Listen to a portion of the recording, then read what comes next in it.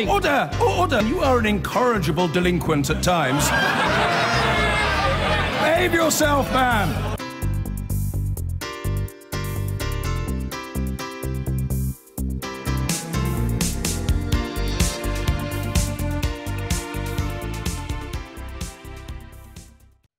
The contrast could hardly be starker, from the charred shell of Grenfell Tower to one of Britain's most beautiful places. Families affected by the fire, the bereaved, those who escaped, and some firefighters who worked on the night of the blaze have been enjoying a holiday in Cornwall. It was organised by a tiny new voluntary organisation called Cornwall Hugs Grenfell. That was set up only weeks ago by Cornish resident Esme Page, who had watched horrified as the fire unfolded on television. But can 1 week away really offer to help people who've been through such a trauma? Our social affairs editor, Jackie Long, has been to the Cornish coast to talk to some of the families on that holiday.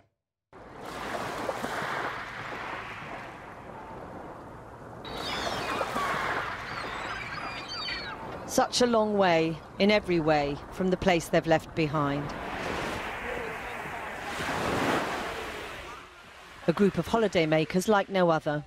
Let's all jump in! Yeah! 1, 2, 3! The bereaved, the survivors, the neighbours who watched Grenfell Tower burn. No. More than 60 people invited to spend a week in Cornwall, organised and paid for by people here they'd never met.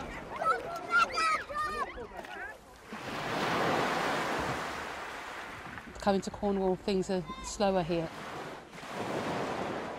In a good way. I know people say, you know, but Cornwall for me, it's been nice to just take everything in very slowly. And we're here for a week. Been here for a week, and I feel like I've been here for a while. Hanan Wahabi lived on the 9th floor of Grenfell Tower with her husband and 2 children. They escaped in the early hours of the morning. The loss of our home, it's hard. You know, I think within our flat, I think the biggest loss for me was photos of my children when they were born. So, I mean, my son's 17 and my daughter's 9, so that's many years of photos. So actually coming to Cornwall has been good. We can create new memories. But, you know, our biggest loss, obviously, is my family, that we've lost family. And that's going to take a long time. Yeah.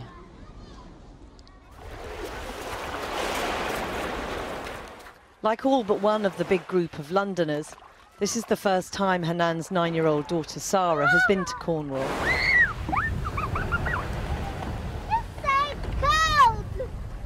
It's been a brutal few months for her and the other children, their own sadness tied up in the grief of the adults around them. When she was sad about what happened, she just so sad she actually collapsed. She got up, she was walking, and then she was so sad she collapsed onto the floor and just started crying.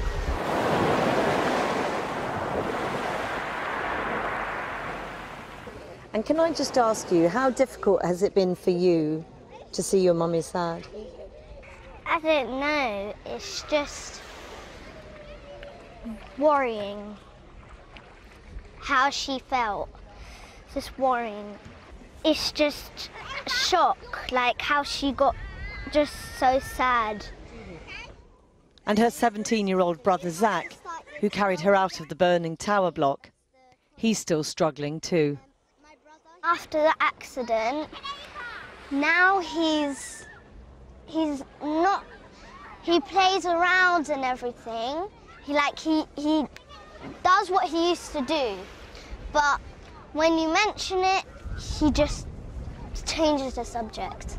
Like, he changes the subject. Imagine if my mum says a question about Grenfell, he just says, "Sarah, come play football with me," or something like that.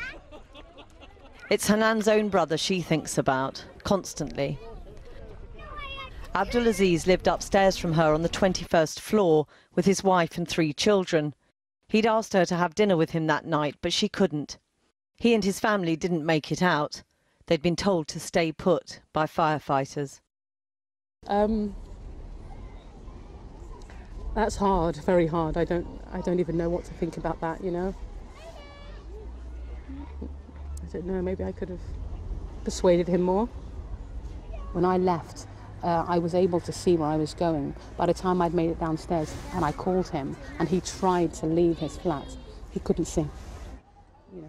That's been very difficult for a lot of the families, hasn't it? Yeah, that advice. The advice that he should have stayed put, and the advice, and the fact that I know that he did make it down and was sent back up. But I do know that he left the flat and he was on his way down, and he and some neighbours were sent back up. That must be very tough to know. And the neighbours that had left with him did attempt again, and they made it out.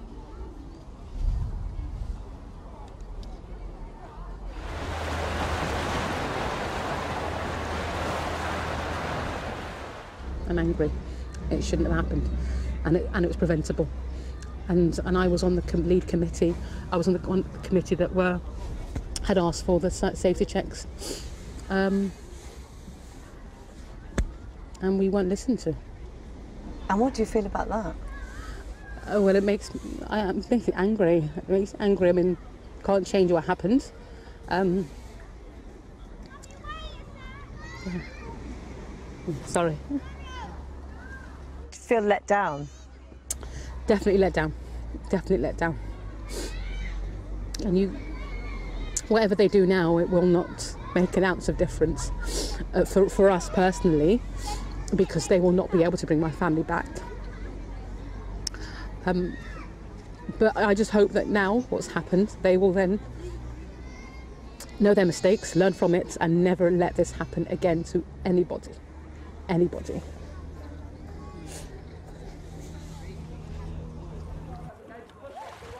The holiday has been extended not just to people who lived in the tower, but in the blocks around it. Eunicia Harding was evacuated from her flat with her family and watched from the road as the fire took hold. The noise still rings in my ears of the screams, and they placed us in front of the block. And then it's like seeing your community burn. That block haunts us. And that's my son, he's only 6, that's his memories. I mean, what 6-year-old should ever have to see or witness a tower block burning? And have you seen much change in your little one? I've seen change. He's happy to be here. He was scared of water before, now he's in a wetsuit. And he's in the water, paddling away, on the ferry, doing things that he's never had an opportunity to do before. The fact that people have come together, words can't explain. It's quite an emotional thing, because we just walk around the town and we have people saying, "Are you okay? We helped, we've offered this, we've offered that." So the fact that they've reached out to families that they don't even know is speechless, and it's something that we'll never forget. As well as losing her uncle and aunt, Sarah lost 3 young cousins that day. Finding new friends here to play with has clearly been a help. When that time happened, I didn't think anything about anything happy from that day, so I couldn't actually, so I was so sad, and now I'm just really happy. It just helps us forget about everything. Like having fun with my mum is changed, because I've never seen my mum that excited before, because jumping around, I've never seen her do that. So, yeah, she doesn't do that in London, so we're having a great time. All holidays must end, but for Hanan, the end of this one is particularly hard. She must return to the city where she'd always lived with her brother, but which will never be the same again. They say that we can move on and they'll give us a new home, but knowing for me that my brother won't be there, I'm finding that very, very, very hard to deal with. I did view a place and I broke down because he wasn't there. I think that once I had to make that step, one, it makes it real. That what happened for me. Now I feel that maybe it was a dream and it didn't happen. But as soon as I then move into a new property, it makes it real, and it's not that it will never go back to the way it was. Yeah. And you enjoyed living so close to your brother? Yes, yes. I did enjoy living so close to my brother, you know. When I'm out of sugar, I just had to go upstairs.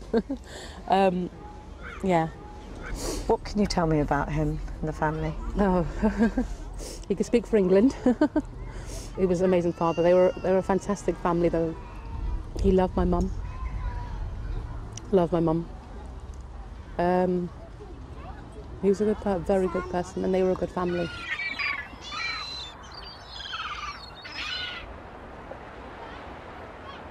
This is the perfect place to think about him, because this is what he would have liked. He would have liked all of what we've done here and what we've seen here. I feel sad that he's not here, but but what I see here, I think of him.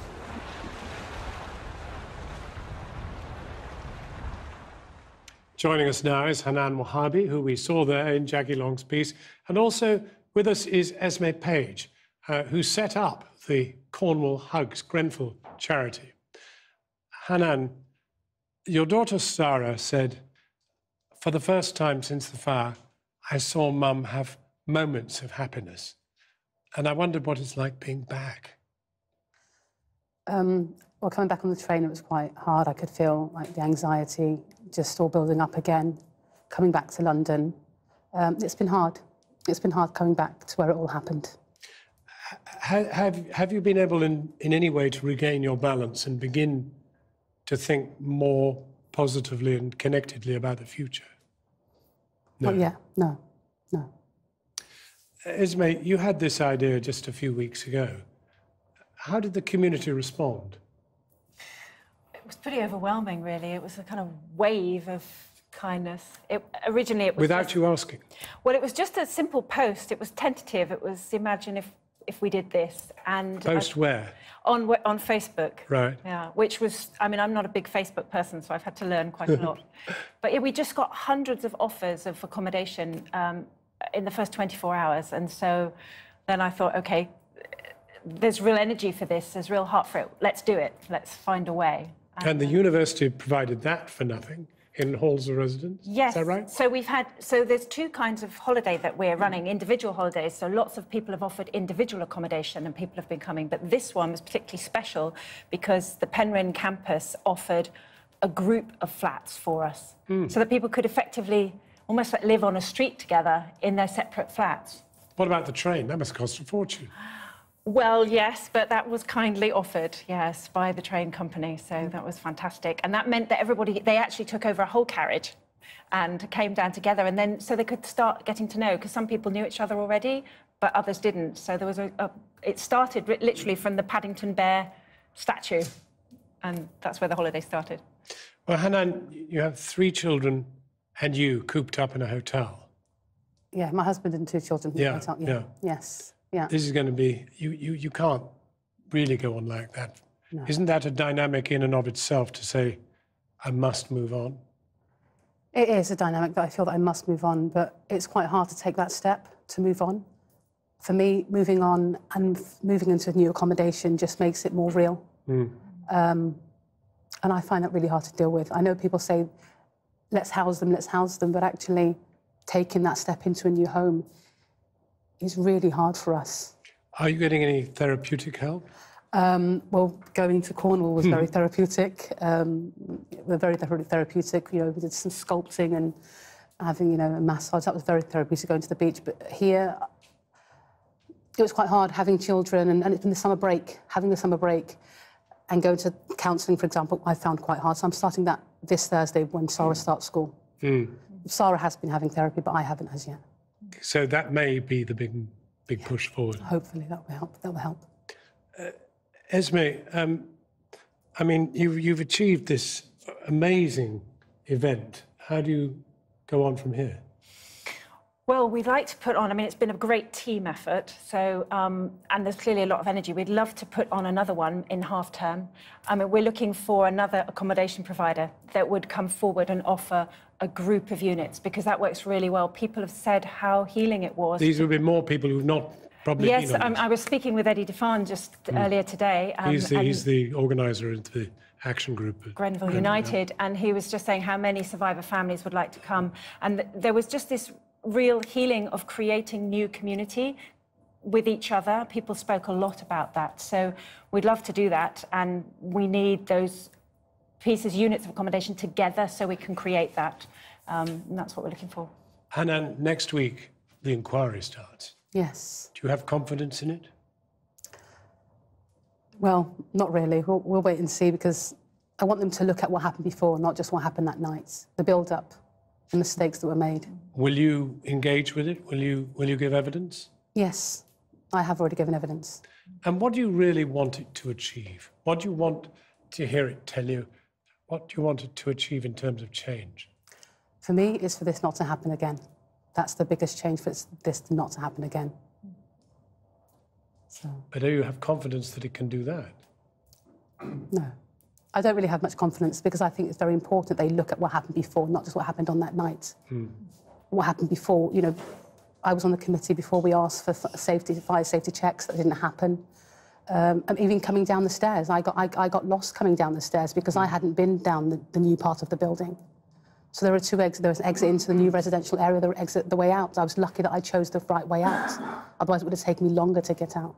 Do you think there's anything there in the inquiry that would give you confidence? I mean... Well, would give me confidence. Well, I think... Is it bad for me to say that? I think somebody needs to pay. Yeah. I think a prison sentence needs to happen. And this last week that you've had, a little window in which you did develop hope. Yeah. Can you build on it? Definitely.